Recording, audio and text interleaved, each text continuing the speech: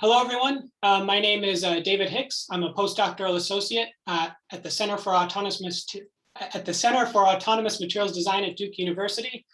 And today I'm going to continue talking about DFT, but now I'm going to bring AFLOW into the mix. So Dr. Osis gave a great introduction to density functional theory and also how you can create the relevant files for VASP, namely the postcar and the K-points file, and he also discussed the incars. And so now I'm going to show how you can essentially use AFLOW to automate this process. And so we saw a little bit of how it can be a little tedious to create the geometry files. And so I'm going to show how you can automate this process with AFLOW and some of the other things that you can do.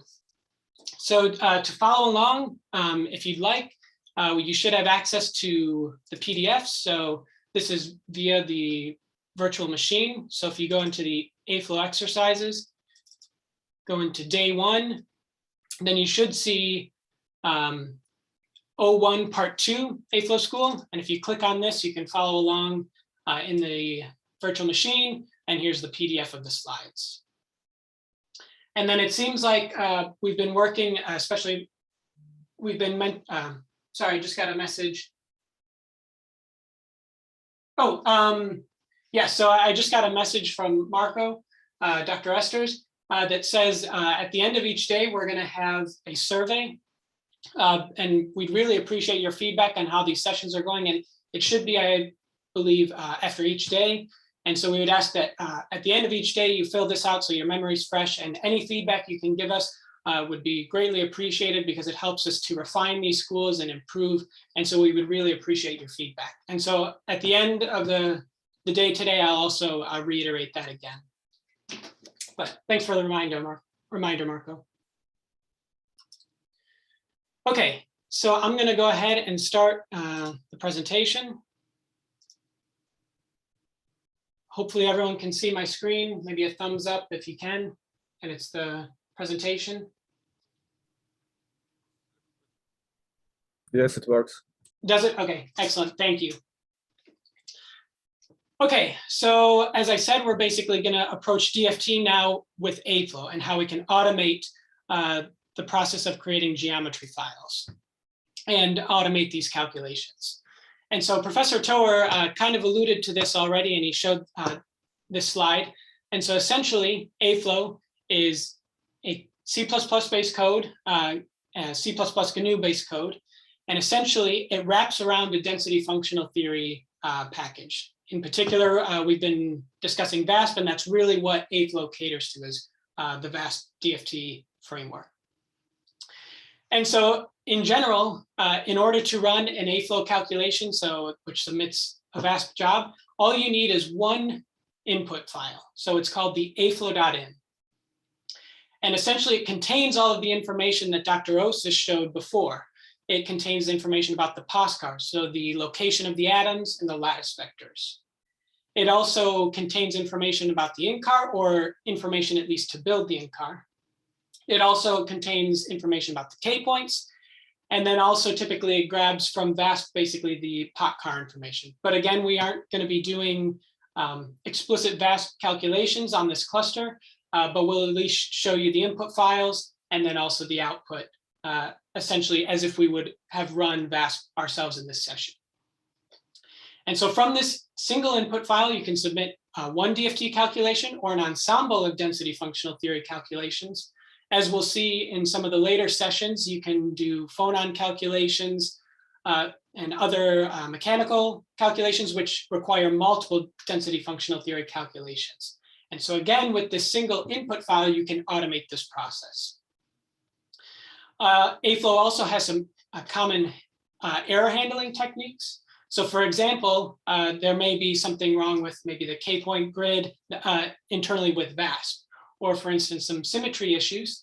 And so instead of throwing an error and quitting the calculation, AFLOW is able to actually automatically grab these errors and reformulate or refactor the input accordingly and essentially resubmit the calculation automatically. So it's nice because it can handle a lot of these common errors, and as a user, you don't need to have to worry about any of these issues. And so there are a lot of errors that AFLOW can handle. And so once we have a successful calculation, then there are many different post-processing tools available in AFLOW. And essentially the rest of the sessions are going to talk about all of these modules and tools. And so we can determine electronic properties, thermal properties, elastic properties, also structural properties as well, before and after relaxation. And then finally, as we'll see, I think maybe on Wednesday or Thursday, we're actually going to show you how you can actually query the AFLOW data programmatically. So Professor Tower showed how you can access the database in the online interface, but you can do this programmatically via our search and REST APIs. And so essentially, for the remainder of this session, I'm basically going to show you how you can create and manipulate this single input file and how this would be used to automate density functional theory calculations. So actually, I'm going to go ahead and exit the full screen mode. And actually, I'm going to switch to a PDF so I can have both the VM open and the slides. And so again, I would encourage you to follow along. And so please have your VM open and the terminal. Okay. So hopefully everyone can see my screen okay. If not, please let me know and I can increase the font size. So we want to be in the AFLOW exercise directory. So again, if you're not familiar with the terminal or navigating, you would use the CD command. So CD, and you should be in AFLOW exercises. We're going to go to day 1, do ls, and then now we want to go into 01 part 2 AFLOW DFT. So again, you use CD, and you can use autocomplete by hitting tab. And you should see essentially we have 4 subdirectories, and then also PDF, which I'll explain a little bit later. And so we're actually just going to go in order. So we're going to go to this first subdirectory, which is called 1 AFLOW in. And so here we have 2 files. We have a README, which is going to kind of tell us what we're going to be doing. And then we have a postcar. So let's go ahead and cat the README. And so essentially on the left here, I have essentially some prescriptions on what you can do to basically create this AFLOW in file, and then also some exercises that we'll do in a second. So first, the idea here is you can essentially create an AFLOW in 2 common methods. One is, let's say you already have a postcar file. So we saw this that we were generating in the previous session. We were generating these postcards, but maybe we want to automatically convert it into AFLOW single AFLOW in file. And so we have a command for this. And again, we have a postcard ready to go. So all we need to do is run the following AFLOW command. So AFLOW, so this specifies that we're targeting the AFLOW binary that's already been compiled for you on the virtual machine. And you do AFLOW -- postcard to AFLOW in. And if you're familiar with working with the terminal, this is a redirect. So basically we're directing in a particular file to this command. So AFLOW -- postcard to AFLOW in, and then we're directing in the postcard. And if we do this, it's going to create essentially a file that's written to the screen. And so I'm going to go through the details of this in a second, but you'll notice that essentially at the bottom, you'll notice that it contains the geometry file that we piped in. So if you were to do cat postcard, you would essentially see that this rock salt sodium chloride structure is now input into this other file, the AFLOW in, and I'll go through the actual contents of this in a second. But you can see that it's at least based on that structural input. So this is one way you can do it. So if you have a geometry file ready to go, or as Professor Tower alluded to, you can create hypothetical materials with AFLOW or prototypes. And so you can use this prototype command here. So let me kind of zoom in just a little bit more. So essentially you can use what's called the AFLOW proto command. And so what this says is basically we're going to create an AFLOW in based on a particular prototype structure. And so I'll actually tomorrow, I'll go into this in more detail, what prototypes are and what this designation is. But for now, you'll just kind of need to take my word for it that this label essentially creates a geometry file in a particular prototype, or it has a particular structure type. So let's go ahead and do this. So if we do aflow minus minus aflow underscore proto equals. So now we need to put the prototype label. So in this case, it kind of has this label, kind of arbitrary for now, but I'll go into more detail tomorrow. Essentially, this is a label for this particular prototype. So T0001.A2BC. And then we're going to decorate onto this prototype, which happens to be the Heusler prototype. We're going to decorate onto it copper, titanium, and zinc. And so to do this, we specify the element symbol separated by colons. So in this case, we would do CU, TI, and ZN. And one recurring theme that I want to mention is that AFLOW always wants these species to be in alphabetical order. So it needs to be copper, titanium, and zinc. And I'll show you again tomorrow is you can basically control how these are decorated via another option to this command. But just remember, especially as we're going through other exercises later in the week, always have this in alphabetical order. And if you run this command, instead of printing to the screen, it's actually going to create a subdirectory scheme. So basically, it created a subdirectory called aflow data. Then in that directory, we created another subdirectory that basically has the alloy. So essentially it's copper, titanium, and zinc. And it also contains some of the pseudopotential information. So if you're familiar with VASP, it basically has these additional identifiers that say the P electrons are treated as valence, and for titanium, the S electrons are treated as valence electrons. And so essentially this is the alloy system. And then within that alloy system subdirectory, we have the particular prototype designation. So in this case, this T0001, which corresponds to the Heusler.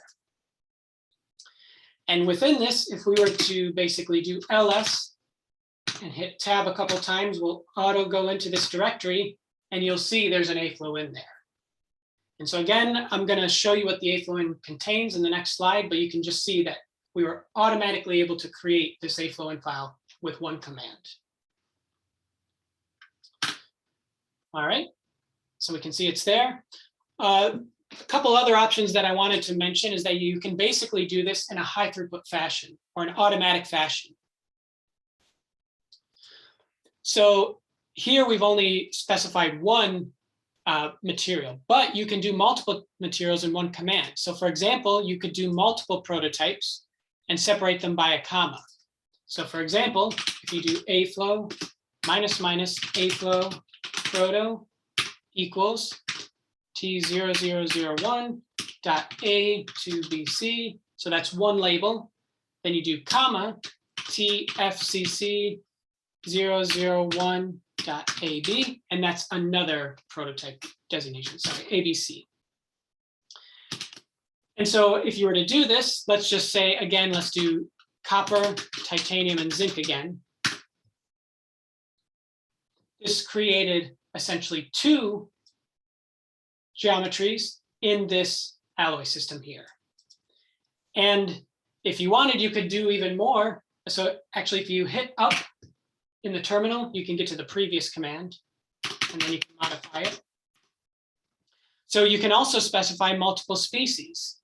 So here you can see that it's separated by commas in between the delimiters of the colon. So what this says is basically on the first site, we're decorating with silver, gold, copper, iron, then a colon. Then on the second site, we have manganese and titanium. And then on the third site, just zinc.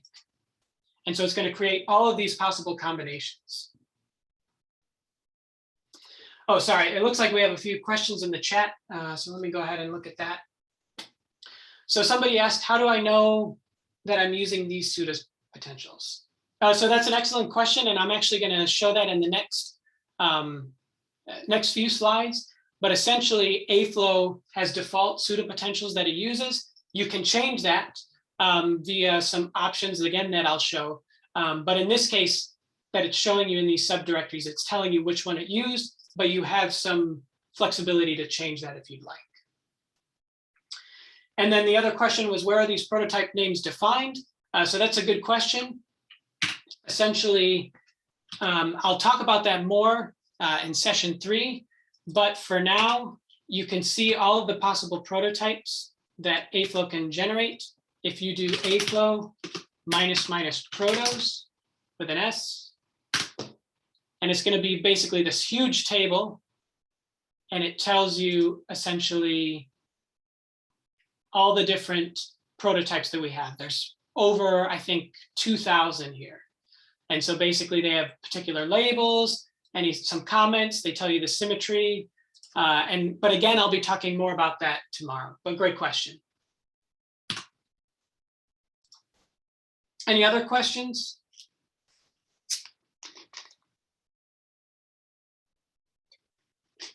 Okay. Again, yeah, feel free to post in the chat. I'll try to keep an eye on it. So going back to basically creating multiple AFLOW-ins in one command. So again, if you kind of go back to this command where you specify 2 prototypes, and then you can decorate with silver, comma gold, comma copper, comma iron, colon, MN, TI, CN. If you hit enter, you'll see that we created 10 or more different structures. You'll see that they have different alloy systems in the subdirectory, and basically it formed all possible combinations, unique combinations. And then each of these subdirectories has the 2 prototypes that we specified. And within each of these subdirectories, you have the AFLOW-in file. And I'll show you what the contents of that are in the next slide. So one thing that I want to mention, I actually forgot to run it here, but since we're not going to be using VASP, for all of these prototype commands, especially in later exercises, you should be adding generate AFLOW-in only. And the reason for this is in order to run the VASP calculation, you would need the pot car information. And so since we don't have access to the pot car information, it could throw an error in some of the later steps. So it's just best to always include this essentially for the purposes of this workshop, always add this generate AFLOW-in only. And I'll try to show this as we're continuing to go through the exercises. Okay, so I've shown you basically how we can generate these files, but what is actually in the AFLOW-in file. So I'm going to go ahead and zoom in on the slides a little bit more. And so essentially, if you were to open one of these subdirectories in the AFLOW-in, you would see the following information. And so I've tried to highlight some of the important things. I would encourage, if you're interested, to see, we have some readmes about the AFLOW-in, so you can look at the exact options you can play with, but I'll just highlight some of the common ones. So at the top of the file, we have the system name. You'll notice again that it has the alloy system followed by the prototype typically. If we were running VASP, it would have the location of the VASP binary. So in this case, it was called VASP46S. If you're running MPI, so if you're doing a job scheduler, for instance, and you have multiple cores, here's some MPI functionality. And then there are different modules that we'll be discussing throughout the week, but you can basically toggle these analyses by basically having the line here, and AFLOW's comment is this hashtag here. So basically, if the line has a hashtag, it means that it's commented out. So AFLOW isn't going to perform that analysis. But in this case, by default, we typically do a symmetry analysis at the beginning, and I'll be discussing that in session 2 tomorrow. If we were running a Phonon calculation, which Dr. Esters is going to be talking about, I believe, on Friday or at least later this week, then there's basically options for Phonon calculations. Again, you'll notice that it's turned off at the moment by default. And if we continue to scroll down, there's also an option to perform the quasi-harmonic phonon approximation, so calculations for these. And Dr. Smolyanyuk is going to be discussing that. There's also some functionality to perform the anharmonic phonon approximation, so AAPL. And again, we have options for that. We're not going to be discussing that in this workshop. And then Professor Toer is going to be talking about the AFLOW Gibbs library and the AFLOW Elastic library in session 7. And so basically mechanical properties, so the Poisson ratio, calculate strains and stresses. And so there's the options for this. So again, you can run these automatically. And so those are the different modules, but let's say you just wanted to do the standard relaxation or maybe a static or bands calculation, then basically towards the bottom of the file, we have this information here. So we have the calculation type, whether you're doing a relaxation, static or bands. Here is some information about the exchange correlation functional. So we're using the POT PDE. And again, as somebody mentioned, you know, how do you know which pseudopotentials we're using? Basically, you can change this information if you wanted to do a different level of theory.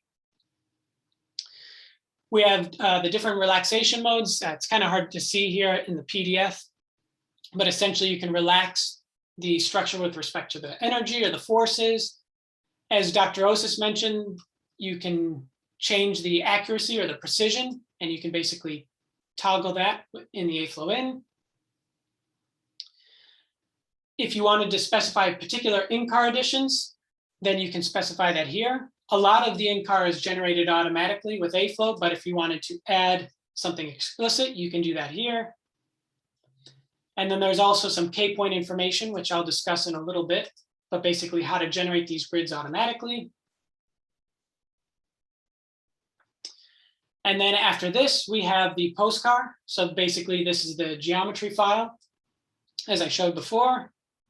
And then if we had access to the pot cars, we would have some pot car information at the bottom. But again, if you run that generate AFLOW in only, you may not see all of this information. You may see some of it. Yeah, a question. Oh, okay, thank you. So what are the tags used in AFLOW described similar to VASP Wiki? So I guess if I understand your question correctly, basically you're wondering kind of what's the correspondence to what the AFLOW parameters are and the VASP parameters.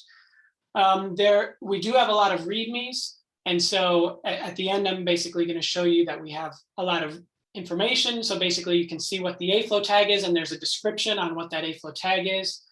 So for instance, if we go to the command line, and if we do AFLOW -- README equals, I believe we just do AFLOW. And then let's just call this readme.aflow. So pipe it to a file. And then if we cat that readme, readme.aflow. So there's a lot of information here, and it gives you at the bottom an example AFLOW in command or an AFLOW in file. But then there are a lot of different tags that I believe are part of the AFLOW in. And this is a really big file, so may not have been best to put it to screen. Scroll up a little bit. But essentially, a lot of the information that I think you're asking for is in here. So yeah, basically it tells you that by changing a lot of these tags, it tells you there's a description typically and what that means for what the corresponding tag would be in the VASP geometry file. So again, as we're going through these exercises, hopefully it'll be a little more clear, but yes, that information is there. So yeah, okay, excellent. I hope that helps. And again, hopefully it'll be a little more clear as we're continuing to go through the session. But great question. Okay, so we saw here what the AFLOW in looks like, just so we know that we generated the files correctly. Let's just go into the subdirectory. So cd aflow data. Let's just go into one of these alloy systems. And let's go into T0001 A2BC. And then I'm going to do gedit aflow in just so we can see. And so again, you can see that we basically automatically created this aflow in file. And again, it has the similar information that I showed in the slides. And also, I guess, getting back to the question in the chat, you'll notice that a lot of these have the tag and then also a README right next to it. So again, you can find more information about what these tags mean in their respective README file. So for example, this is for the quasi-harmonic approximation, calculations for this, and you can find the information in this README here. And so you can see basically we've successfully generated this aflow in file. So your next question might be, okay, so there's a lot of default parameters here. Basically, what are these defaults? And essentially, how can we change them? So it looks like there's a question in the chat. So there's been emphasis on the VASP code, which is a commercial code not available to most of us in Africa due to cost. Quantum Espresso is a free alternative. The training will be more beneficial if Quantum Espresso can be also used for illustrations. So yes, you're correct that there's a lot of emphasis on VASP, and that's because aflow is really catered to VASP. As Dr. Osa said, really one of the main reasons we use VASP is because of the pseudo potentials. They're very robust and they work very well for modeling periodic systems and solids. And so in later sessions, especially when we're talking about geometry files, we will discuss Quantum Espresso, how you can create the geometry files. But we are catered to VASP, so we don't have a lot of the functionality that I'm showing now isn't really catered to Quantum Espresso. But there will be some Quantum Espresso in later sessions, so I would encourage you, especially if that doesn't come up, we do have some functionality. So I would say bring that up again, and we can show you some more Quantum Espresso geometry file manipulations in particular. So but yes, we're mostly catered to VASP.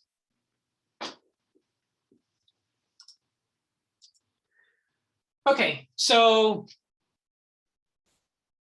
the idea here that I wanted to discuss next is basically where did we get these AFLOW standard parameters, or how did we come up with this? So actually let me go ahead and close this. I gave you a PDF.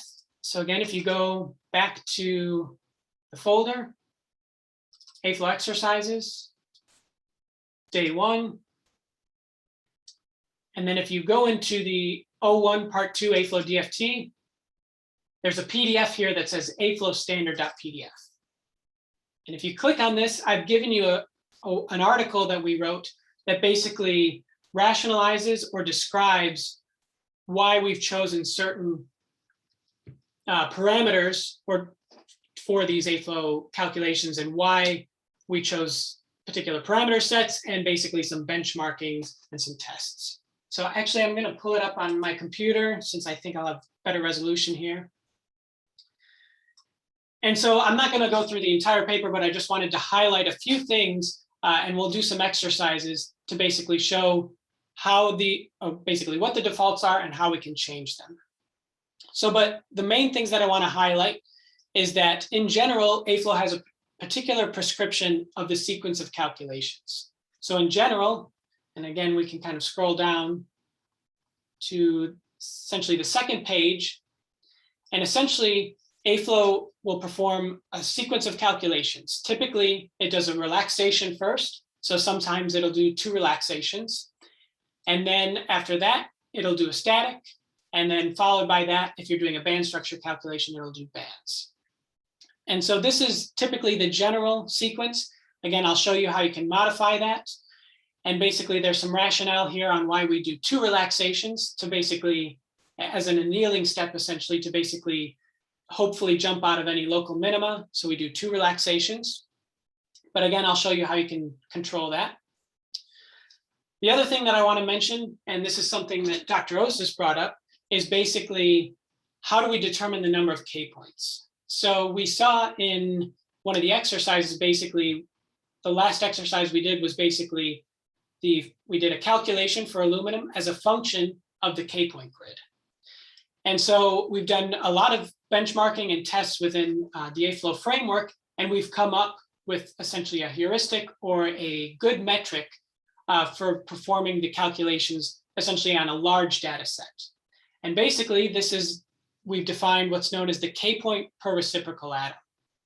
And basically it's shown on the left and the right here, but essentially it's based on the number of atoms in your unit cell. And then it's also based on the Ni, which is basically the number of K points in each direction of the lattice. And so essentially what we do here is we define a cutoff, which we call the Kpp Array, so the K point per reciprocal atom. And basically it will determine the number of grid points along each lattice direction. So essentially building this grid. And so we found that this is a good metric for everything that we've calculated in the database and also for future calculations. And so in general, there's a little table here of basically the number of K points that we use. So for the ICSD, we used 10,000 for a static calculation and 8,000 for the relaxations. And as we'll see in our AFLOW in files that we're generating via the AFLOW proto command, we typically do 6,000 by default, Kpp Array, and 10,000. And so again, to reiterate, basically what this number says is we have this cutoff 6,000, and then basically we take into account the number of atoms in the unit cell, and AFLOW will automatically determine essentially the grid along each lattice vector direction to get us to this cutoff of 6,000 or 10,000. So that's the Kpp Array. Next, again, relating back to the pseudopotential information. So again, these are basically the PAW PBE, so projector augmented wave function, and the PBE. So basically this is the pseudopotential information. So a table of this.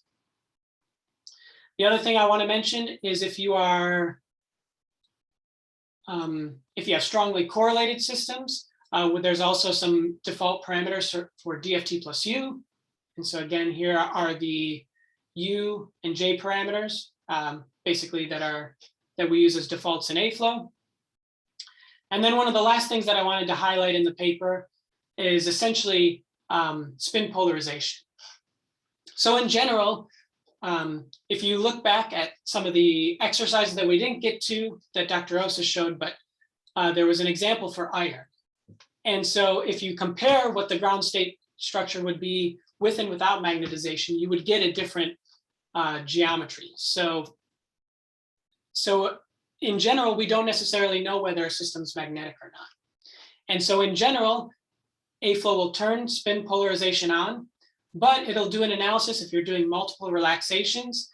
You can specify that if the magnetization per atom is below a certain threshold, basically on the next relaxation step, it'll turn off spin polarization. And basically it's saying that this particular system isn't magnetic. And so to save the computational cost, we can basically turn off magnetization and do the relaxation. And so again, this is a default option, but you can change this. And I'll show you how you can do that. So are there any questions so far about the default parameters? So it looks like we have a question. The series of calculations to calculate band structure is in essence a workflow similar to elastic constants, AFLOW AEL.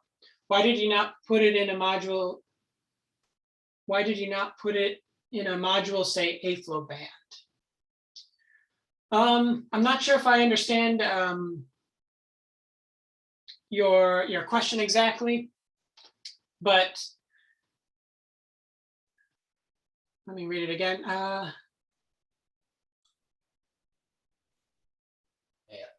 Can I say something to that question? Yeah, go for it. Yeah. I would say history. AFLOW band structure calculations were done a lot earlier than these modules. So the concept of a module is a lot younger than the band structure calculation workflow. Well, Dr. Esther, to add on to that, we want to reduce the number of subdirectories. So there is no need to work to add a subdirectory for the bands calculation, as there is a need for the AEL, because AEL has several runs that it needs to run through. Dr. Tor will go through this, but AEL does several DFT calculations. The band structure, it's basically part of one DFT calculation. That's why we don't need that. So in order to reduce the complexity of subdirectories, it's not needed for the bands calculation. Awesome. Awesome. Thank you, Dr. Esters and Dr. Osis, for clarifying on that. So yes, and Professor Tower is going to be talking about the AEL and AGL modules in a bit more detail. And so hopefully it'll also be clear why we don't have that module for AFLOW bands. But great question. Okay, so those are the default parameters, and I would encourage you, if you're interested, to go ahead and read the paper. There's some rationale on why we chose these particular parameters and some benchmarks. But maybe in your own workflow, you want to change these parameters. And so essentially, there's kind of three ways that you can do it.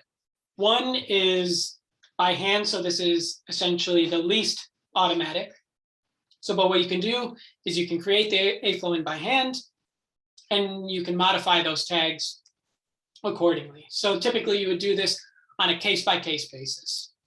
However, if you wanted to get a little bit more automatic, you can use some command line options. So essentially, when you do this AFLOW proto command, you can add some options to basically change the number of relaxations, or you can change the K points, the number of Kpp Array, for instance. And so I'm going to show some examples of that in a second.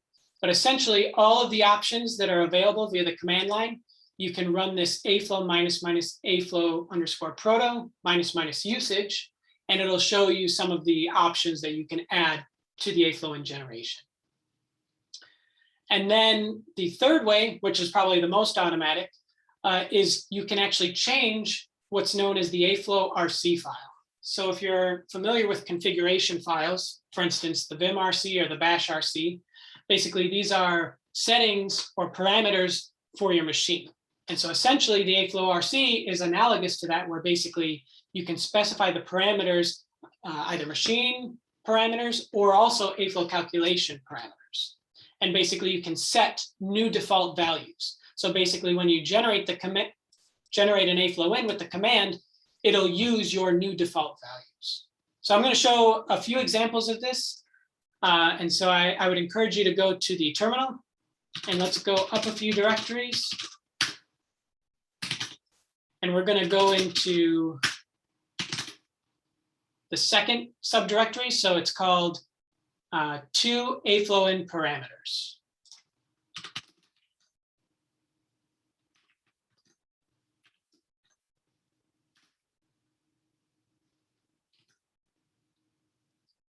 All right, and so we're basically going to go through a couple of exercises. So let me go ahead and put this on the side here. And I have a README that basically has some directions on what we're going to do. So essentially here I've reiterated the three ways that you can change the parameters in the AFLOW in. And then we're going to go into each subdirectory to change something a little different.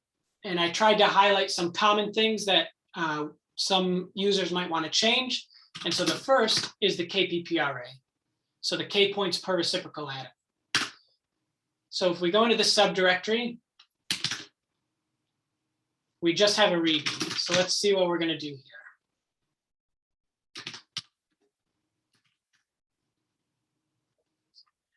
Okay, so in this case, the exercise here is basically we're going to create an AFLOW in for the sodium chloride rock salt structure.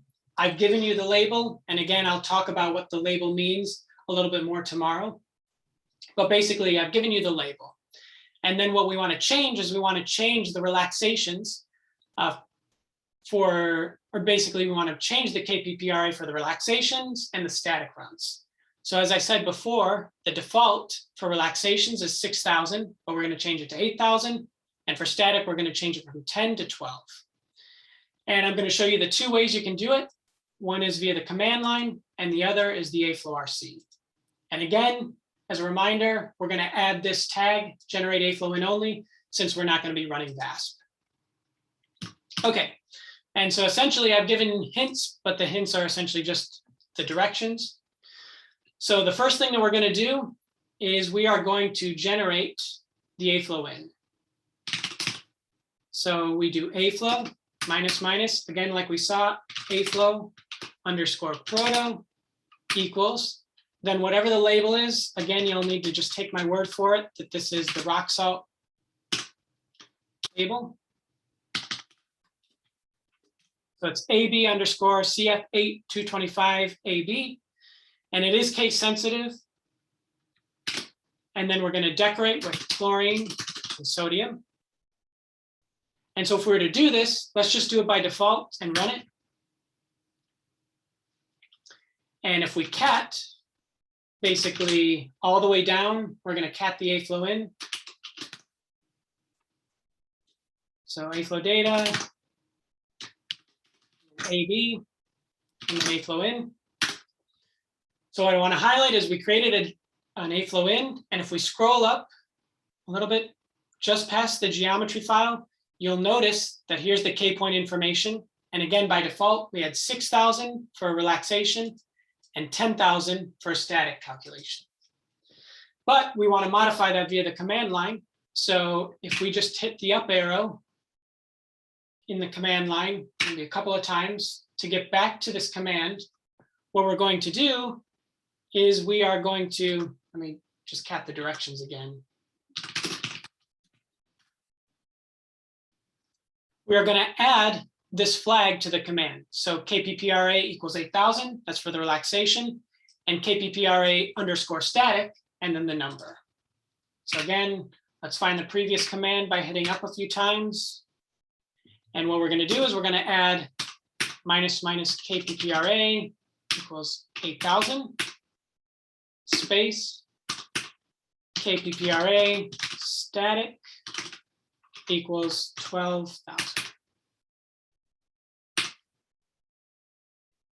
Okay, so if you do that, keep in mind that since it's the same alloy system and the same prototype, it's basically going to overwrite what we did before. So if you didn't want to overwrite, you would need to basically kind of change your directories a little bit. But again, if we cat, and basically I'm going to find that previous command. And if we cat it again, you should see that now we have the Kpp Array 8,000 and 12,000. So it updated correctly. So what about this third option? So this AFLOW.rc file.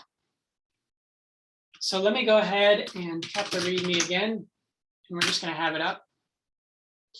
But essentially, I want to discuss a little bit about what the AFLOW.rc file is again. So again, it's a configuration file. And basically, let me zoom in a little bit.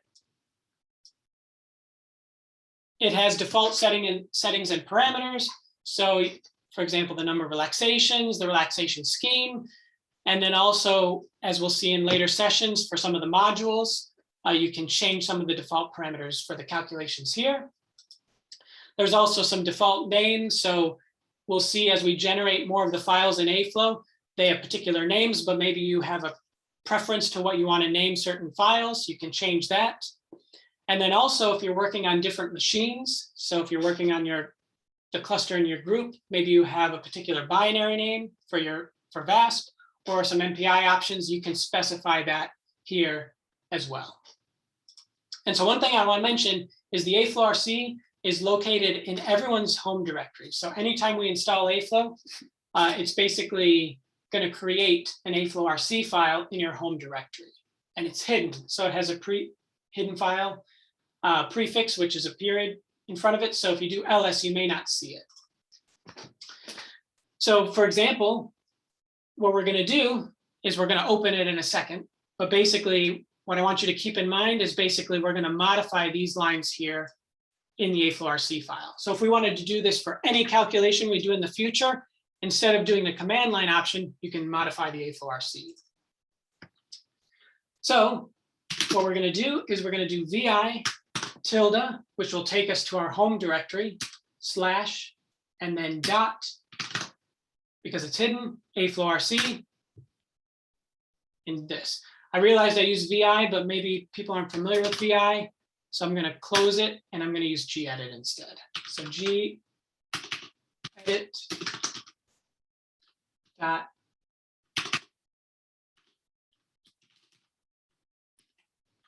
info rc. Okay, so this is the contents of the AFLOW.rc. A couple of things I wanted to highlight is you'll notice that a lot of the files that we're generating, and we'll see a little bit later on, are zipped up. So they're XZ compressed, but you can change if you prefer a particular compression. So maybe BZ2, for instance, you can specify that here. Then there's some information about AFLOW file name. So if you wanted to change that, you can. So there's a lot of different options. And again, there's a README for this that I'll show at the end. But these are some different things you can change. The default binaries, which we'll have an example on that a little bit later. You can change some of the popcar information, precisions. But what I really want to go to is the K-point information.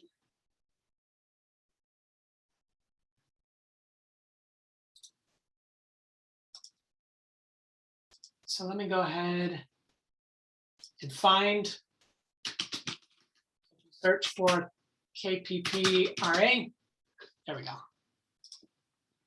So you can see the defaults are 6,000, and then for static, it's 10,000. So if we wanted to do the same thing that we saw via the command line, we would change this to 8, and then static to 12. And then we would save it. And I'm just going to minimize it because I'm going to change it back in a second. But if you save it, actually, probably wanted to exit it, but. Okay, so then if we were to do the same command, but without the options. So again, I'm just going to hit up a couple of times. And basically, I'm going to remove these options. Before, it was going to generate an AFLOW with 6,000 and 10,000. But you should see that, again, if you run this command, and then if you were to cat it,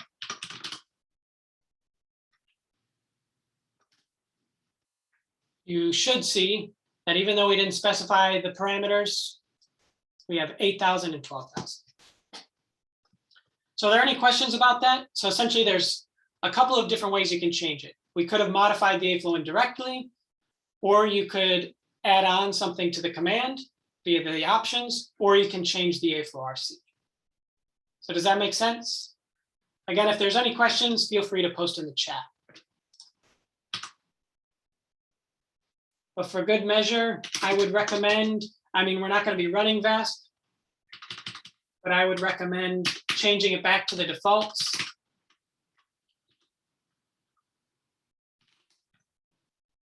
So again, gedit AFLOW.rc.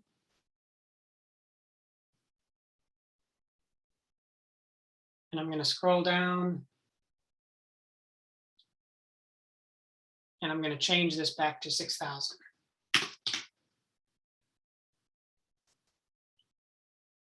And 12 and 10. Oh, I changed the wrong one.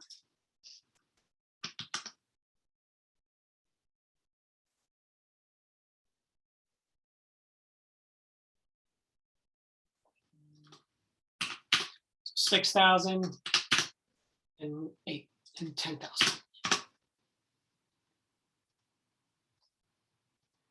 Okay, so any questions about that?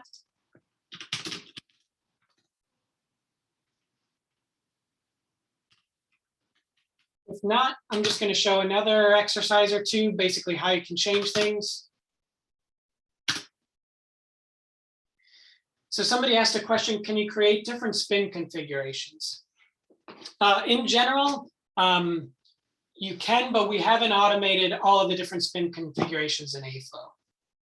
So in general, I think we typically do ferromagnetic ordering. I don't think we, at least automatically, we don't do anti-ferromagnetic ordering, for instance, in different spin configurations. But I believe you could easily add something in to do that with AFLOW. Somebody also asked, how can we generate 2D systems?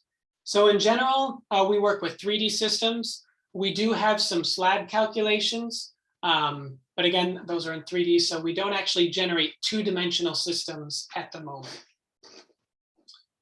Another question is, did you use the defaults in all the calculations of properties included in the database? If no, do you know what are the exceptions?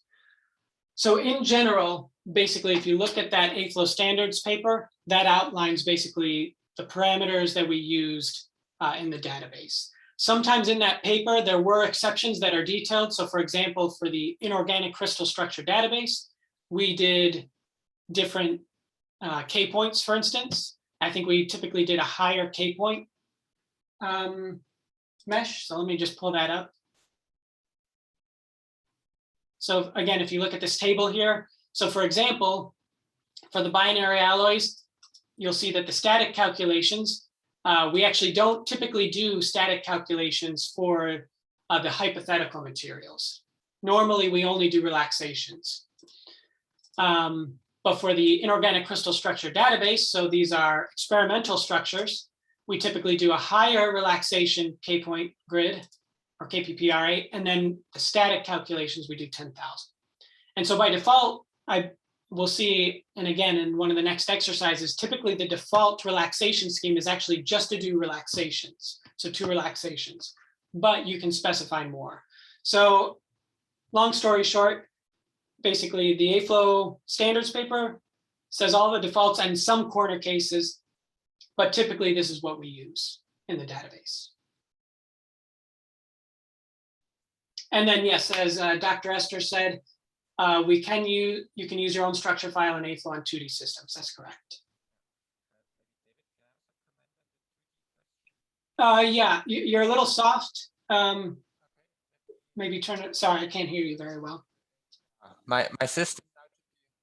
Now it should be better. Wait a second. Now okay, I think you're better now. Yeah.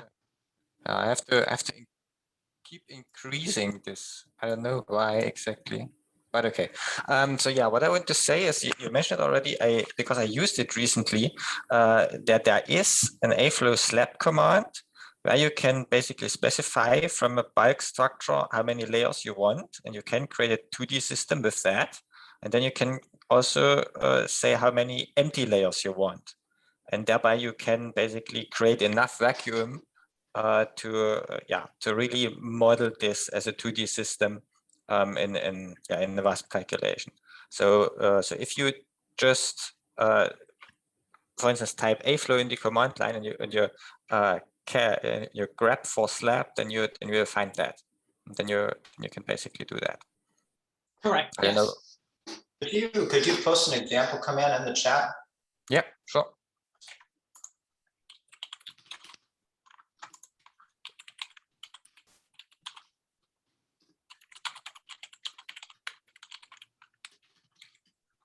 So I'm also gonna, while Dr. Friedrich is doing that, there's also basically for all of the commands that we have readmes for it. And so one of these is readme acon VASP. And if you do this, I believe the slab options are in there.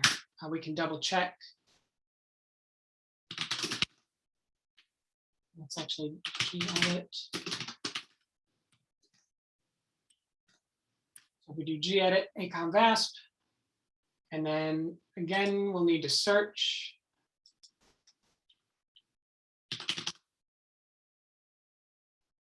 So yeah, there is some information on how to do a slab calculation, correct.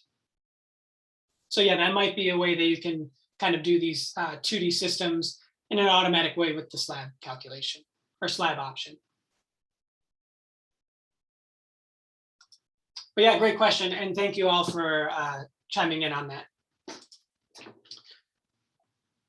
Excellent. Okay.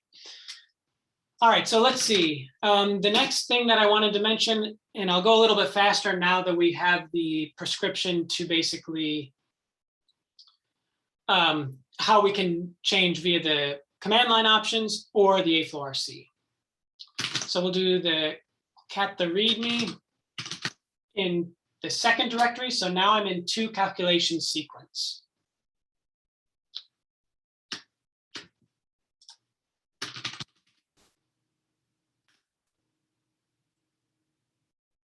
There we go. Okay, so in this case, in this example, instead of changing the K points, we are going to do we're going to change the number of calculations and the calculation sequence. So in this case, we're going to use the same prototype structure, so the rock salt sodium chloride, and we're going to do 3 relaxations followed by a static calculation followed by a bands.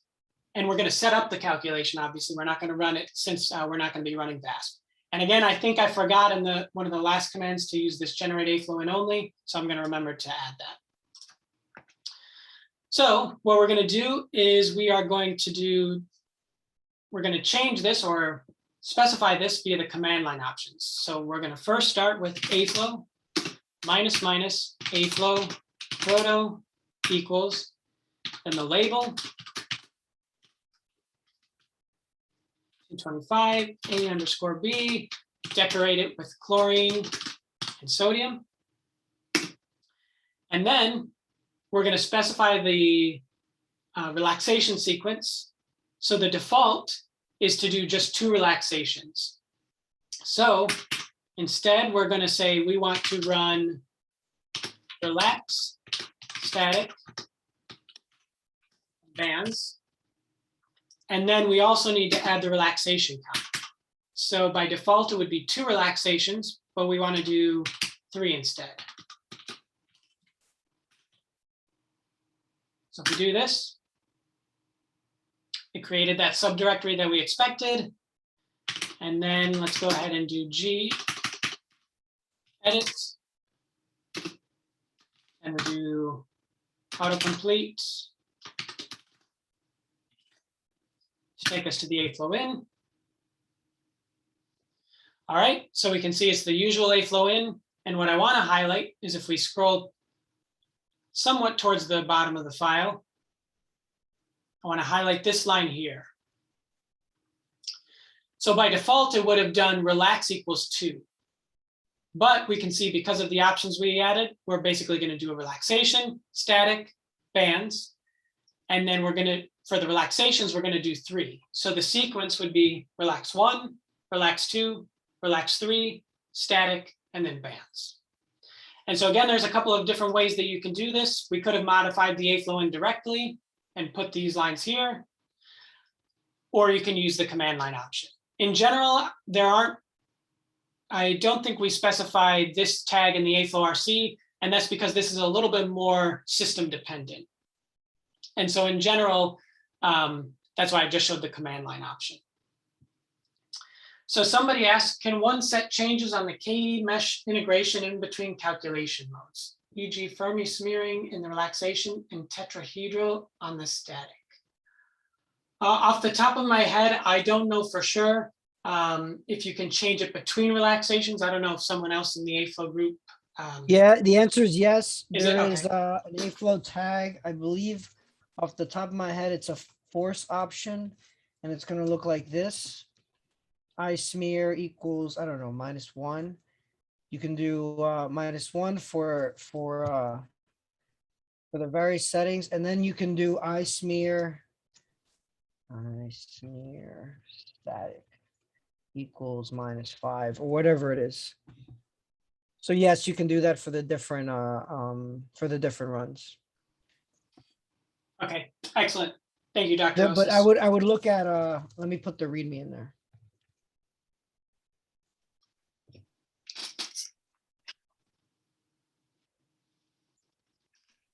Excellent. No Thank you, problem. Dr. Osis.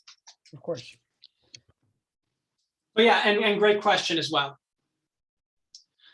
So that's, again, just a different way that you can modify the file. And then the last thing that we're going to modify, and I think we've gotten a few questions in our aflow forum, And so that's why I also wanted to bring this up, because it seems like it's a common question. And also, since we're not running VASP, maybe if you wanted to use AFLOW and run VASP on your own cluster within your research group, you may need to change this parameter. So we're going to go to the third, and this is the third exercise, and this is 3 VASP binary. So again, we'll cat the README.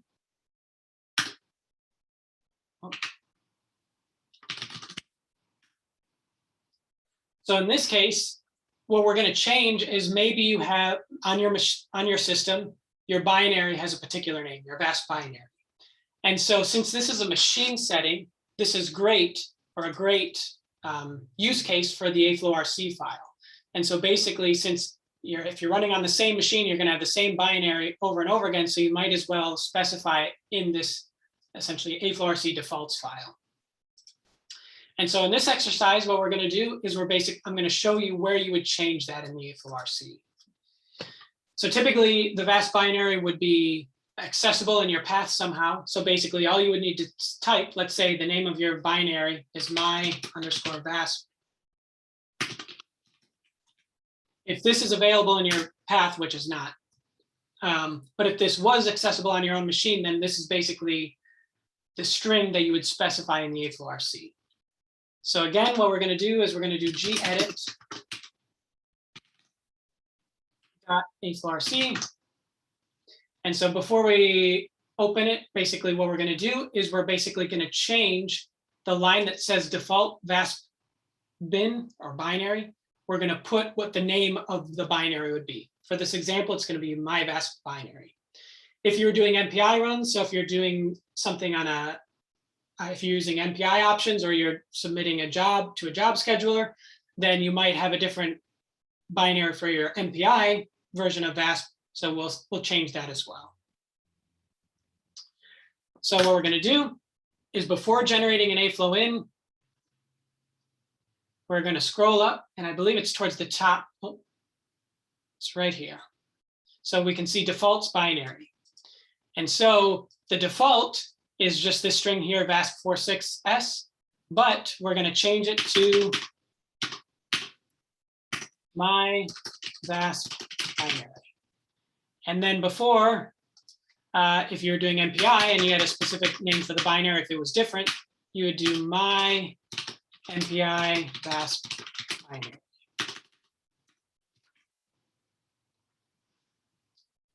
All right, and then we would save this. Sorry, Zoom screen is in the way. All right, so we would save and close.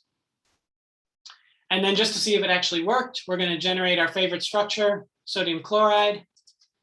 We'll create an aflow in for it. So we do aflow -aflow proto equals AB CF8 225 ABCL.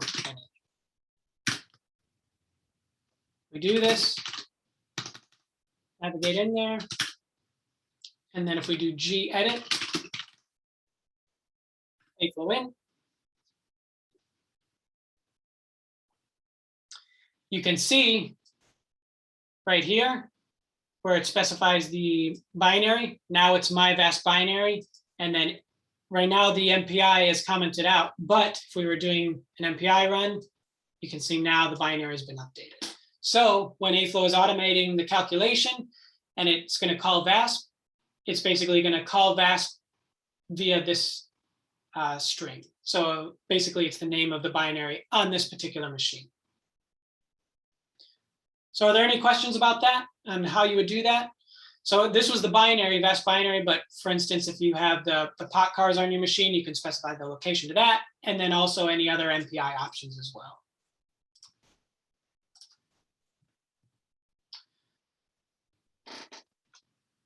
And so it looks like there was another question about the slab, and it looks like Dr. Esther has put some information there, so hopefully that answers that question. Any other questions?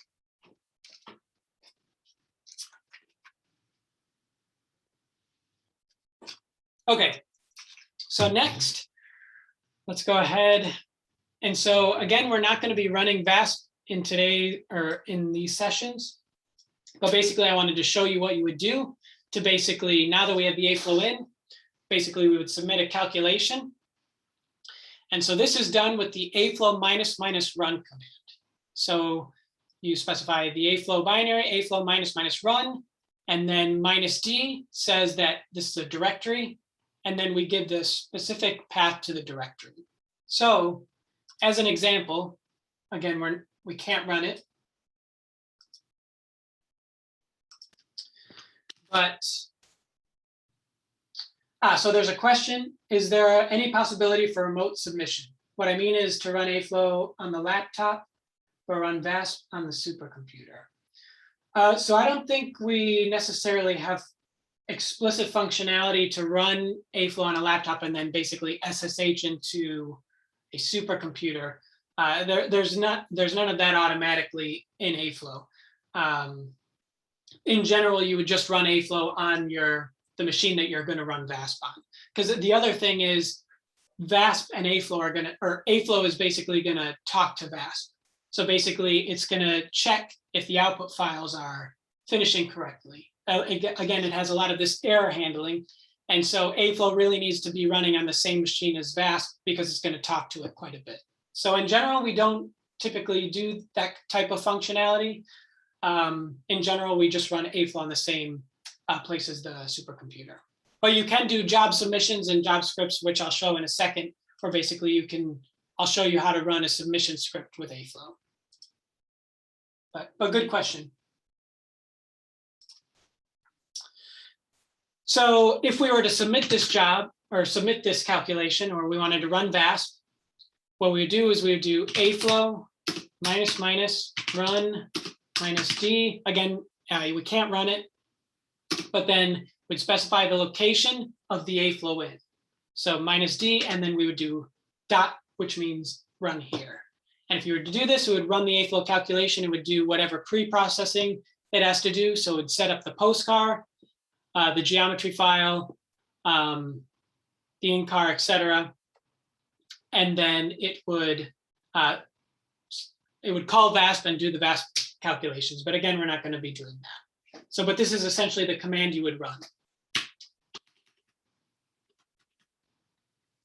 And so if you wanted to do this via job scheduler, for example, you could, if you're running a PBS or Slurm job scheduler, you can basically have a submission script, and basically you could create a log file.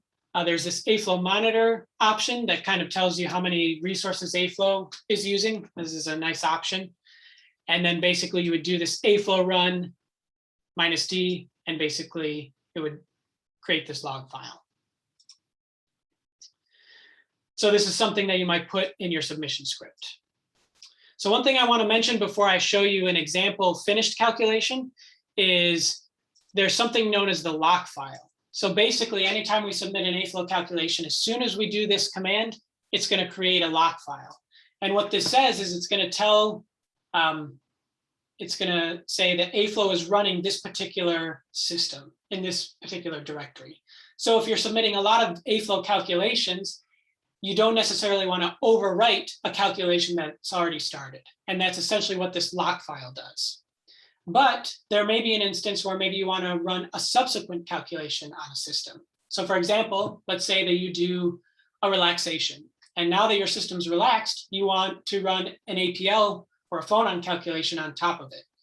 Typically, the lock file would prevent you from running there, but you can use this use lock functionality to specify a new lock file that says, okay, we're running an APL calculation now, so we're going to use this lock file, and it kind of overrides this lock functionality, but it's a very useful command, and we may see some of that in some of the later modules later throughout the week.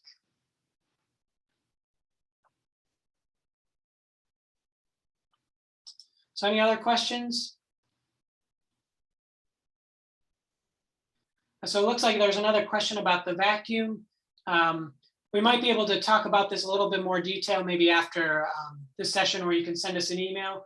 Off the top of my head, I would need to see how to exactly fix this vacuum length, but maybe we can discuss this a little bit later. Any other questions about running AFLOW?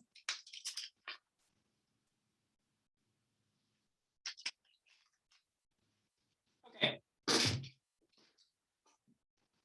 So next, what I'm going to do is let's go ahead and navigate up a few directories.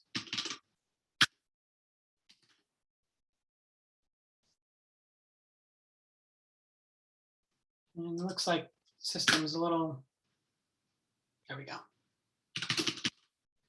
So let's go ahead and go all the way back up to AFLOW exercises day 1. And then again, we're at 01 part 2. And now we're going to try and mirror some of the exercises that we were starting in the previous section.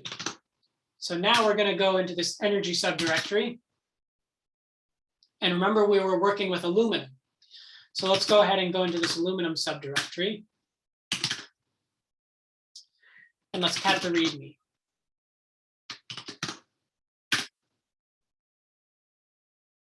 Okay, so essentially we're going to mirror what we did in the previous exercise, or in the exercises before the break. So Dr. Osis, in his example, he showed us how we can create a FCC aluminum structure. He showed the conventional cell, and then the exercises we did primitive cell. And then thankfully he gave us the in-car already, and he gave us, or we generated some of the K-points file by hand. And so what I want to show you is, now that we have all this information about what the AFLOW in is, how would we reproduce that same exercise with AFLOW? And essentially, we can do all of this in one command. So instead of creating 3 separate files, we can do this in one command. And so to do this, again, the directions are create this AFLOW in, and then we want to do one relaxation with no spin. And so again, we're going to play with some of the parameters. So first, we need to generate the AFLOW in based on a particular prototype. So we do the AFLOW --AFLOW _ proto. It looks like my internet connection's a little laggy.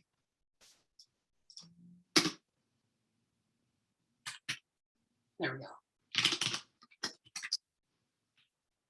So AFLOW proto, and in this case, I've given you the label, basically the command as well. So this is for FCC rock salt, or sorry, not rock salt, just FCC CF4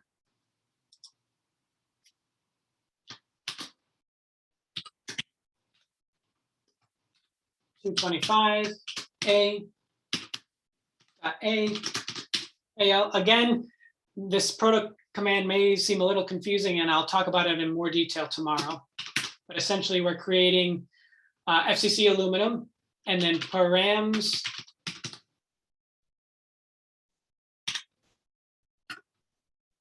looks like the VM is a little slow on me. Sorry about that.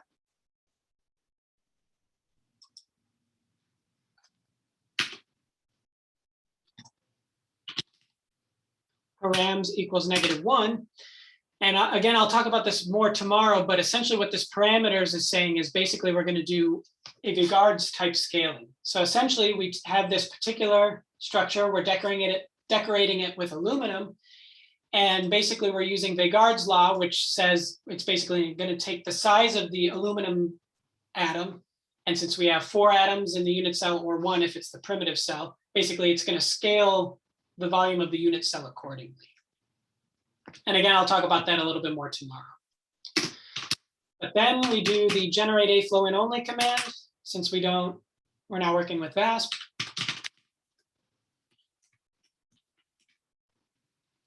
All right, so this would generate the default AFLOW in file. But now we want to do, again, we want to do only one relaxation. So we do --relax count equals 1. Or we could have changed it manually later on, but let's just go ahead and do this. So if we do this, let's go ahead and go into the AFLOW directory.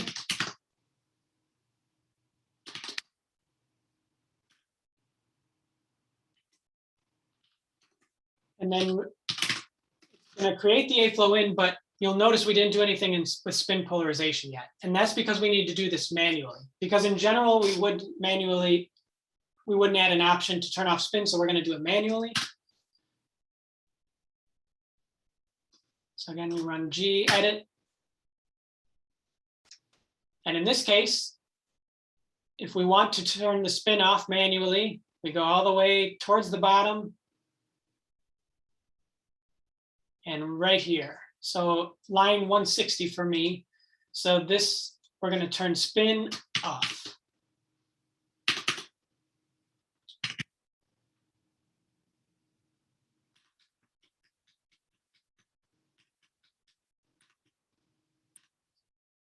And so you can see that in this case, we're running one relaxation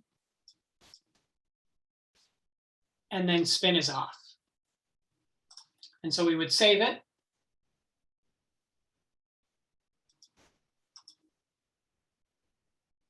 And then we would exit. So basically now our AFLOW in is set up to do the run. So there's a question, can we turn off the spin by editing the AFLOW.rc? Off the top of my head, I don't know if there's a particular AFLOW.rc option to do that, since it's a little specific for a particular case-by-case basis, because you may not want to turn off relaxation by default. We would have to double check the README. So I'll show you at the end the README. But okay, so yes, there is an option. I don't recall what it is off the top of my head, but in the chat, Dr. Esther's verified that you can. So awesome, thank you. So, but yeah, we'll get you that exact tag. But yeah, in essence, you should be able to control all of these options either via the command line or the AFLOW.rc. The AFLOW.rc, I think, has more functionality to do that. So, but great question. Okay, so now that we've generated that AFLOW in, if we wanted to run it, we would use this command, this AFLOW -- run -d. And again, since we won't be using VASP in this tutorial, I've already pre-calculated it. So if you go back up to this subdirectory under 1 aluminum, let's go ahead and go into this pre-calculated.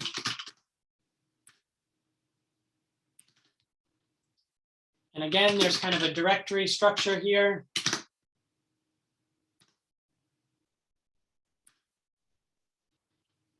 If we do ls,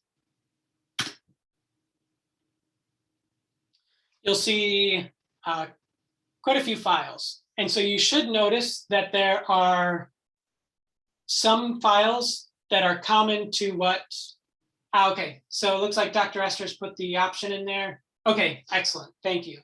So yes, that's the option to turn off spin. Excellent. So you'll notice that in this particular subdirectory, there are many common files that Dr. Osis showed, so a lot of VASP output files, but you'll notice they also have this extra relax1 tag. And so again, since we specified only one relaxation, you could have done 2 relaxations or a static calculation. And so to differentiate, there's this suffix relax1. So basically all the VASP related files for that particular relaxation have this relax1. So you can see we have the incars, the K points, and again, AFLOW generated all of these automatically and then submitted the VASP calculation. You'll notice that there's a few files that have an AFLOW prefix. So these are files specific to AFLOW. So a lot of them have something .p group, .f group. Those are symmetry analyses, and I'll talk about that more tomorrow. But AFLOW did a symmetry analysis before submitting VASP, and that information is stored here. There's also this aflow.end, and sometimes there's aflow.error files. So if VASP threw an error and AFLOW is able to correct it, there may be additional files. You'll notice here's the AFLOW in. And one thing that I want to highlight is this lock file. So again, we saw that, but if we were to actually open it,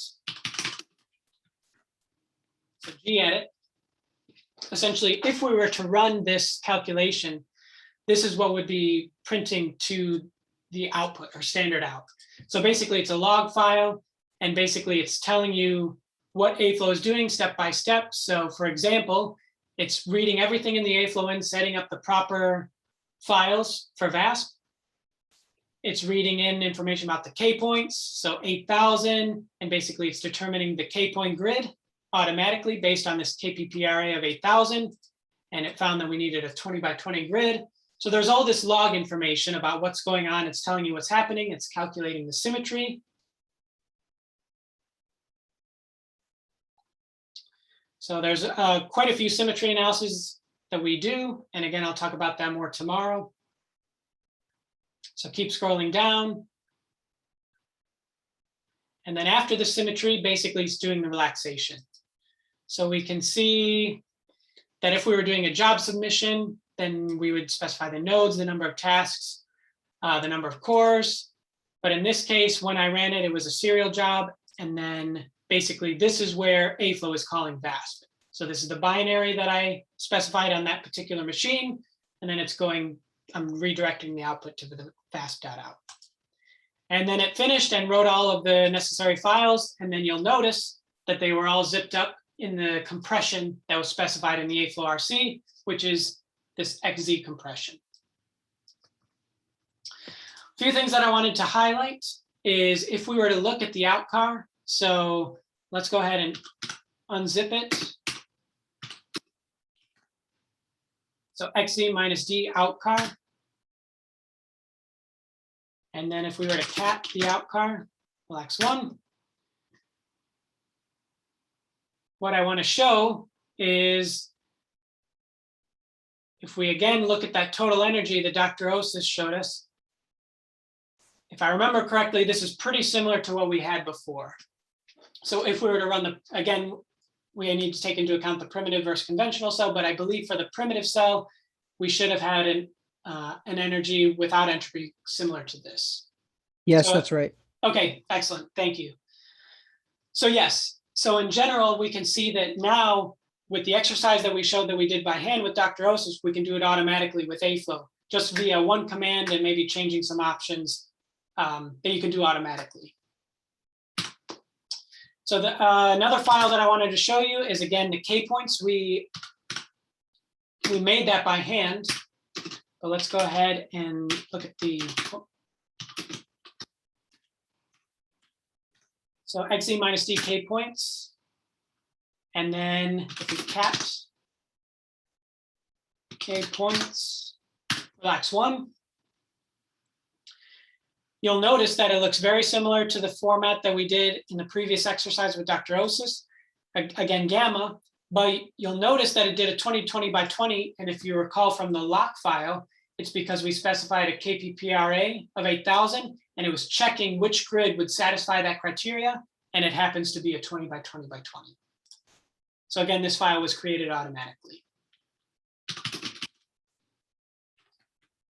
Are there any questions about that or about the AFLOW files?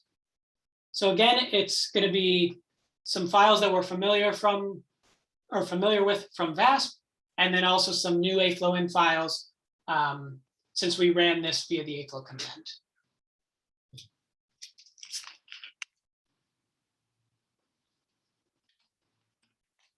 Excellent. Okay. So let's go ahead and so it looks like we still have about 30 minutes or so. So I think we can go through the other exercises.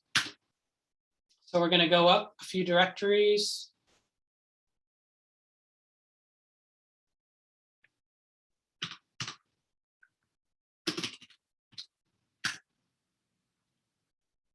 All right. So now we're going to go up from the aluminum directory. And again, if in your free time you go and work on some of the exercises that Dr. Osis showed, or didn't get a chance to show, but he has in his slides, we're basically going to show how you can do this with AFLOW. And I'll try to highlight some of the subtleties or the differences and how using AFLOW can make this a little easier. So again, we'll go ahead and cat the README. And so in this case, it's a similar procedure as before. Basically, we use this prototype command. In this case, this is the BCC rock salt, or sorry, I keep saying rock salt, BCC iron structure. And again, we're going to decorate it with iron. And so depending on whether or not we have spin polarization on or not, we can get different ground state energies. Or basically, if we had spin on, we would find that BCC is the ground state. But I think if spin is off, you would get something different. I think it might be FCC. And so really spin polarization is important when you want to find the true ground state.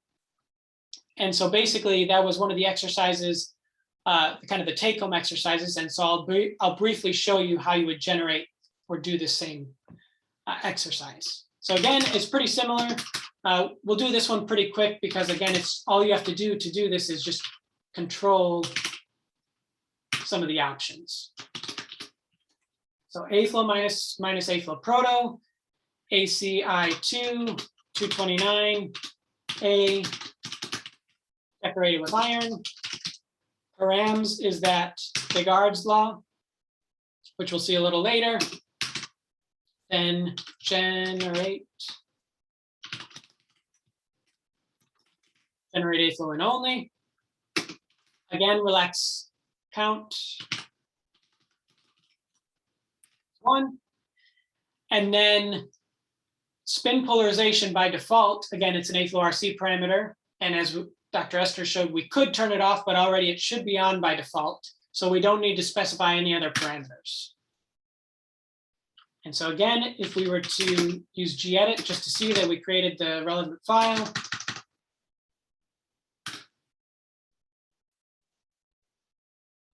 Scroll down, it looks pretty similar.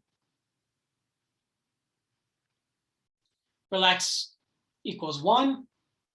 And we'll see that spin is already on. If we were doing multiple relaxations, it would do this remove relax 2 that I mentioned. And again, you can control that with the AFLOW-RC parameter. And so again, you would run this via these commands. And again, we've already done it. And I won't go into the details, but I'll at least go into the directory just so you can see that it was actually done. If you do ls,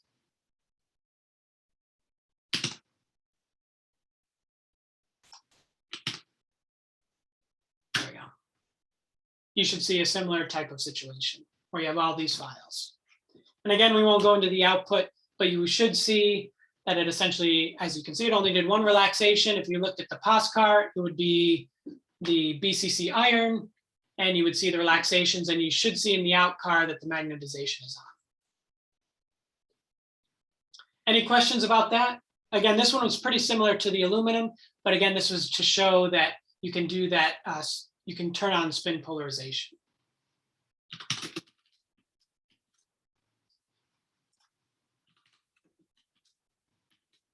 All right, so the last exercise that we'll do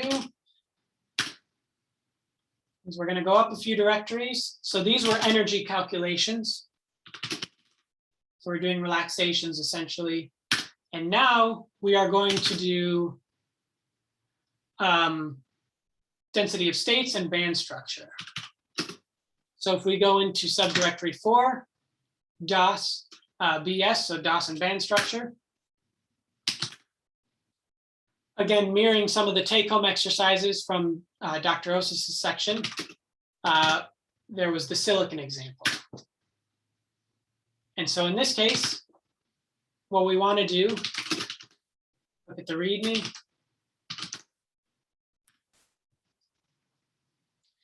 So in this case, we want to do a calculation for silicon in the diamond prototype structure. And we want to set up a relaxed static bands equals 2. So it does 2 relaxations followed by a static, followed by bands with no spin. And so in essence, what we would do is we do the similar procedure as before, basically the prototype command with the relevant prototype. So this is the diamond prototype. And then again, we would just use this run relax static bands to specify that sequence. The number of relaxations is 2. And then in general, spin polarization is on by default. We could change our AFLOW-RC, but since we're just doing it by hand once, I'm going to do it manually. So that's the first part. So let's set this calculation up. Again, hopefully now it's pretty clear on how you would do this. Maybe I'm driving the point home quite hard, but It's never bad to practice.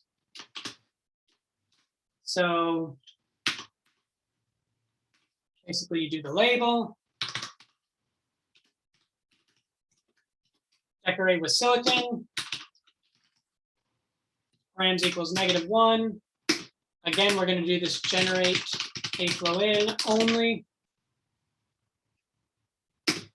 And then we're going to add those options. So run, relax, static, bands, and run, relax, count equals 2. All right, so if we do this, I'm going to use gedit because I'm going to turn off spin polarization. Can you post the command in the chat so everybody can keep seeing it? Sorry, say again. Oh, is something Can blocking? you put the command in the chat for everyone? Oh, sure.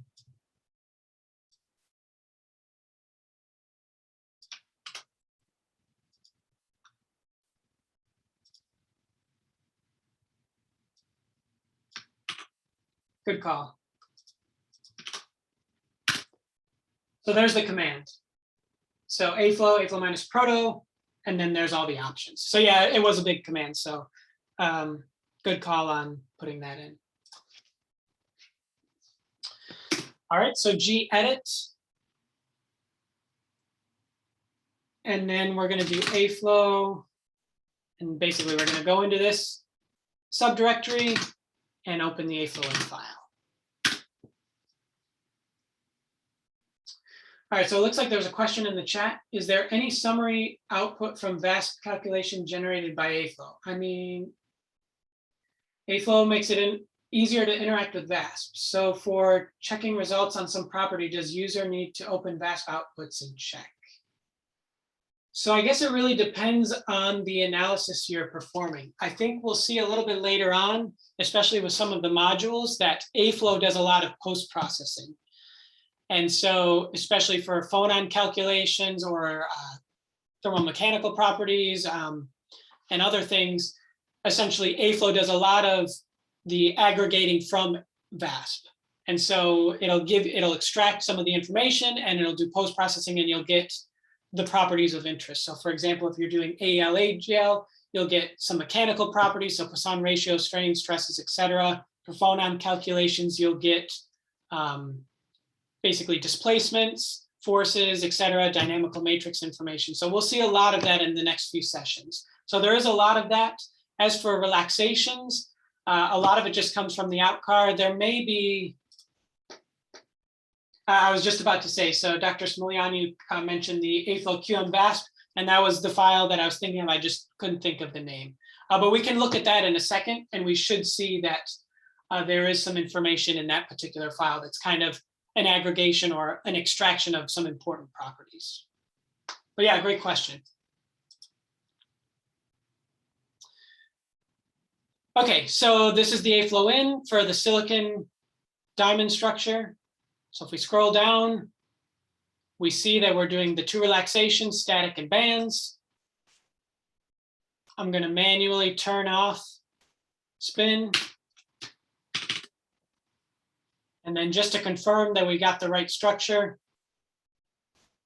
So this is the silicon diamond structure.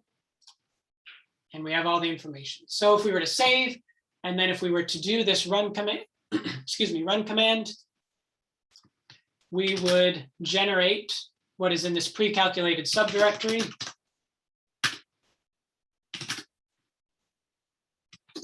Go down.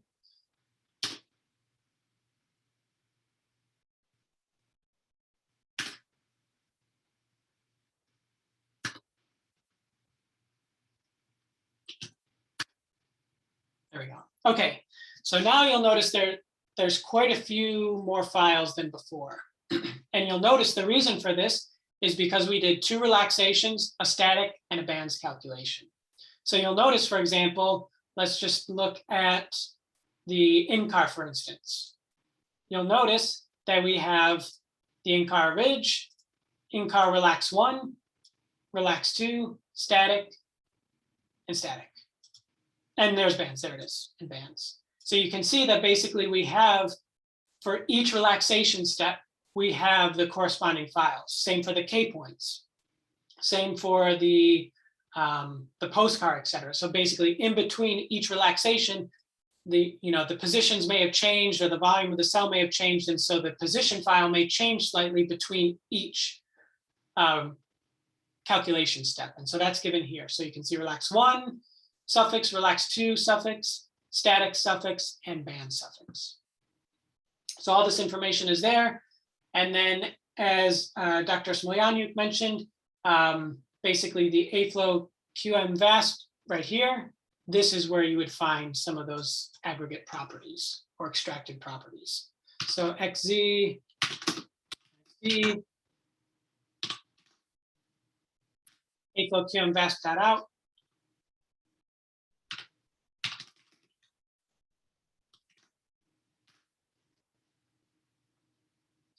So here you can see, there we go. Yes, so here's where a lot of that information has been extracted.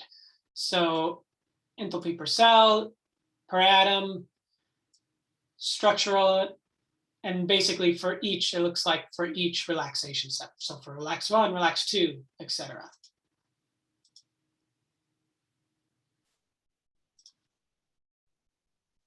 So somebody asked, is there a way to visualize the crystal structure using aflow.in?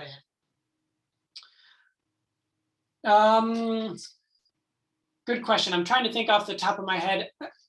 I know that AFLOW does have some commands that kind of use some auxiliary software. I know, I believe in the Phonon section, you do some visualization of the Phonon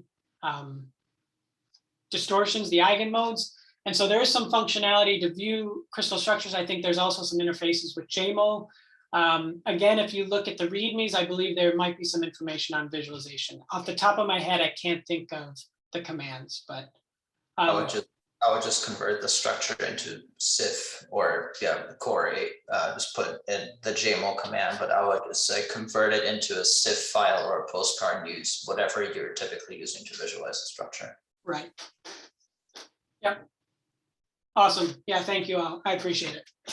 So yeah, a lot of those commands should be useful for visualizing the structure in the AFLOW. But great question. Okay, so before we do the last part of this exercise, I guess I got a little behind in the slide, but basically we were revisiting these examples. And what we wanted to show is we want to do the density of states and band structure, basically show those plots. But before we do that, the one thing that I wanted to highlight is the K points file. So we saw that there's 4 K points files. So if we, let's go ahead and XZ minus D, I think if we do K points star, it should unzip them all. I'm going to cat K points relax 1. So again, this is using the default Kpp Array of 8,000, and we needed a 16 by 16 by 16 grid. If we're to cat relax 2, we should see a similar thing because for relaxations, we use the same Kpp Array. Then for static, again, we typically use, it looks like in this case it did, the default must have been 8,000 when I ran this.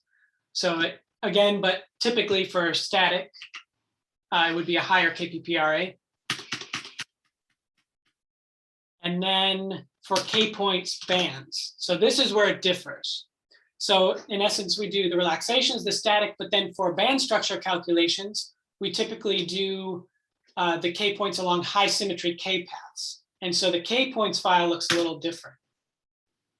And basically we're using what's known as the line mode specification in VASP. So essentially we have this, we take into account the symmetry. So basically, again, this is diamond, so it has an FCC cubic lattice. And basically we use this line mode, and basically we're finding that based on the symmetry, the high symmetry K points, and creating lines basically. So that way when we plot the band structure, it's along these high symmetry K paths. And so if you were to refer back to the exercises that Dr. Osis essentially gave you for homework, I guess, or you could do at home, you would actually have to create this line mode by hand. But with AFLOW, again, we'll see tomorrow that it has an internal symmetry engine. And so it determines the symmetry, and then it also determines these K points automatically, or these high symmetry K paths, and makes this file automatically. And so FCC, it's actually one of the easier ones, but as you get into the lower symmetry structures, these K paths can become very difficult. So I would encourage you to look at some of the exercises that Dr. Osas had, where actually you would have had to create this file by hand. But with AFLOW, this is done automatically for you. And I think Dr. Osas referred to the paper where these are standardized. And we can give you that reference, but you should have access to it in the virtual machine as one of the PDFs in the, I think the 01 part 1 subdirectory. Okay, so let me go ahead and cat the README, because now just to get to the last part of the exercises, we have all of the calculation information that we need. Now what does the density of states look like and the band structure?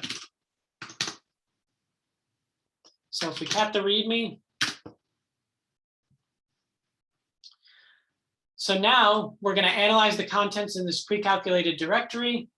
Okay, looks like Dr. Osas put the DOI. Thank you.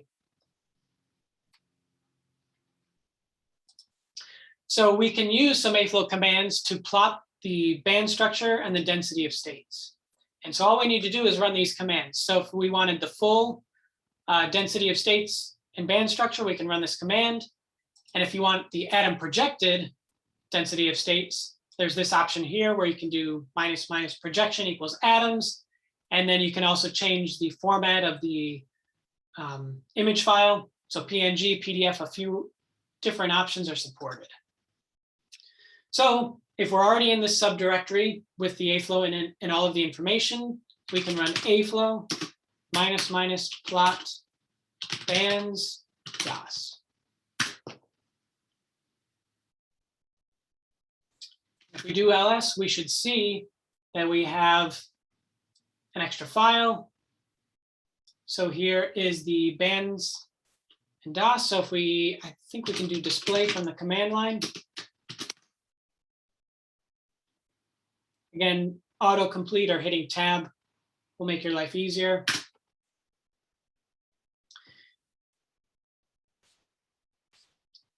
And it looks like we have a transparent background, hence the checkers. But you can see that here is essentially the density of states on the right, and then the band structure. And it might be a little hard to see, but you can see that here is the high symmetry K points, and then basically here's the band structures.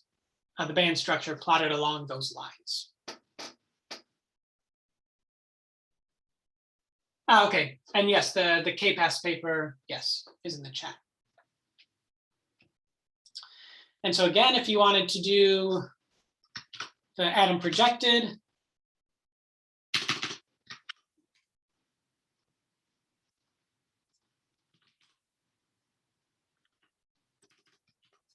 looks like there we go. You would run this command here. And again, since this is a little bit longer of a command,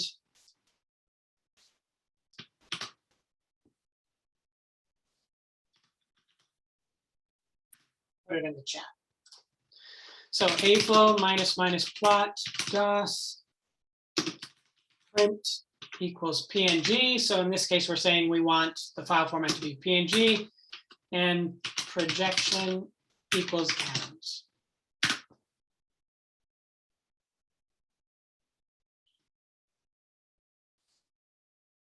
Move the clipboard out of the way. And now you'll see this other file. It's PNG now. And so we'll do display.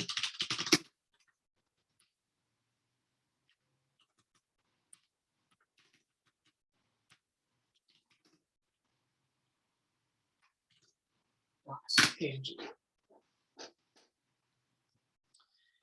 And here you can see that basically there's the total versus the silicon, and I believe this is the inequivalent atom. So there's only one shown here.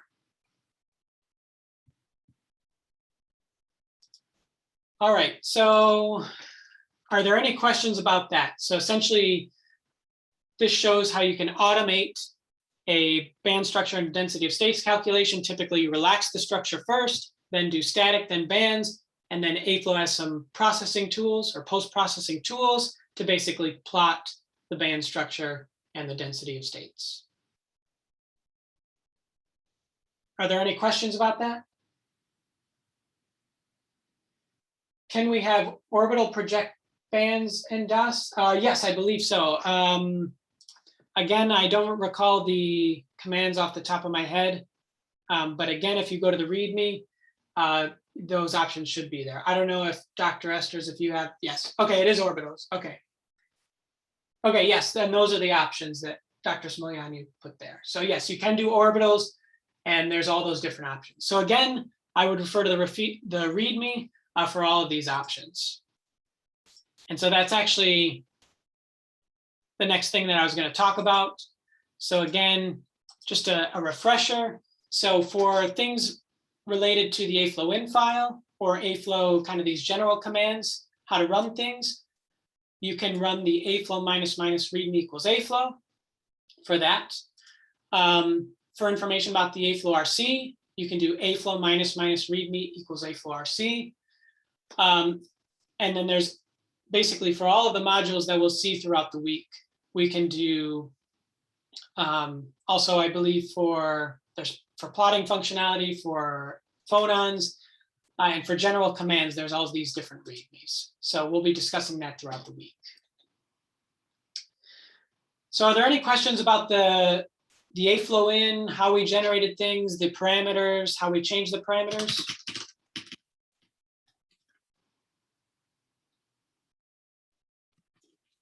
And feel free to post in the chat. So there's a question, how can we perform high throughput calculations using AFLOW if we already have a data set of postcards for bands? I'm not sure if I understand your question correctly, but I get if you have postcards and you just want to run band structure calculations, in essence, with the functionality I've shown here, you can do this automatically. So if you have postcards, I would recommend doing, you can do something like AFLOW -- postcard to AFLOW in. So that was one of the first commands that I showed. So that's basically how you can convert all of your postcards into the AFLOW in. And then you can modify the parameters accordingly. If you do want to do any of these relaxation, static, and bands, you can. Or if you just want to do bands, you can do that as well. But yes, this is the command up here. So if you have those postcards already, this is probably the command you're looking for. So hopefully that answers your question.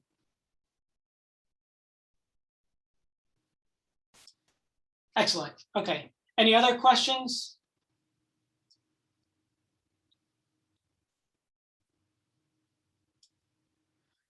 So I guess the last thing that I wanted to mention is that obviously we have AFLOW installed on the virtual environment, but if you would like to use AFLOW, obviously after the workshop and maybe on your own cluster, I just wanted to highlight again,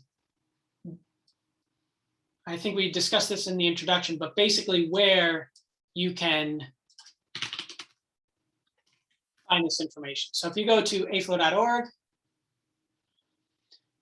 you can go to source at the top here, and this is basically the AFLOW installation process. So, or you can go to aflow.org/install AFLOW, put it in the chat. And so you can install AFLOW on Mac, Windows, Ubuntu. For Windows, there may be some special directions that you have to follow, but we've tried to automate a lot of this process, especially Dr. Esters. He's worked on installing AFLOW on different environments and automating the process. So essentially you can install an AFLOW installation script, And it's almost automatic to do all of these things. There shouldn't be a lot of user intervention unless there's certain libraries that you have to install, but there's a lot of information here. So I would encourage you, if you're interested in installing on your own cluster or on your own computer, this is the place to look. And there's a lot of good information here for you. All right, so with that, are there any other questions? Okay, is there any option to change the output format, i.e. the database format, which is used for, yeah, so again, in the aflow.rc, you should be able to change all of those output formats. So let me go ahead and open that. So it depends on, I guess, which format you're talking about, but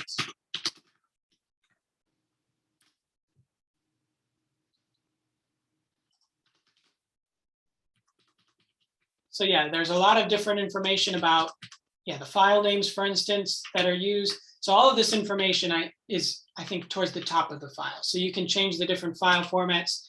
And again, for more information, I would go ahead and type aflow -- readme equals aflow.rc.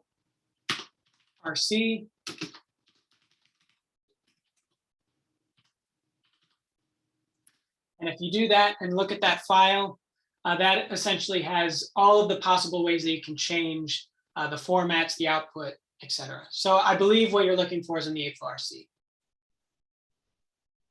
It just depends on what you want to change specifically. But yeah, great question. All right, so are there any other questions?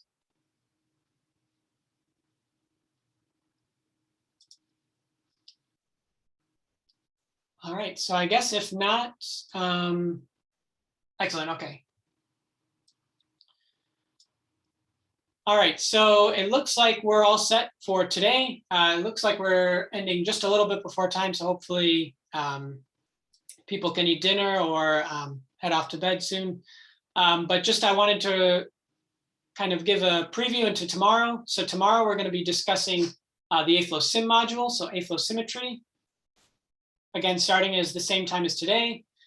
And then we'll have a break, and then I'll be discussing the aflow prototypes. So again, more detail on how you can generate these prototype structures, and you can play with these different degrees of freedom and generate more distinct crystal structures. So before we were just kind of looking at some high symmetry FCC, BCC, we can look at more diverse structures, and we'll be doing that tomorrow.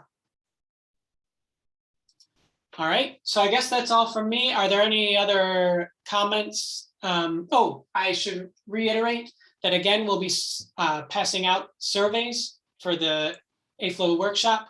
And I believe we'll be sending out today's shortly.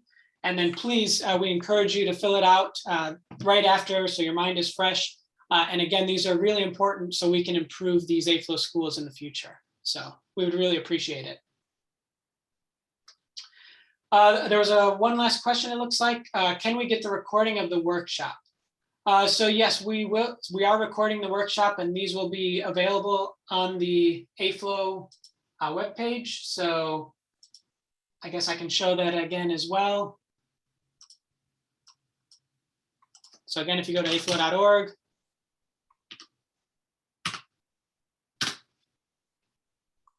and I believe Professor Tower showed this, but there's aflow schools and seminars at the top. And so, oh, I clicked on the wrong one. This is for the seminars, but for aflow schools, we show previous schools, and basically this is where we'll put the recordings for this school. So probably by the following week, we'll have these recordings up. Another question, how can we have the aflow exercises?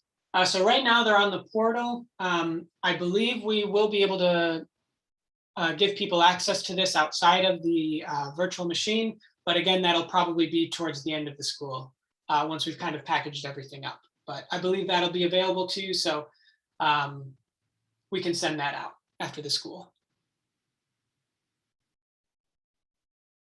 All right.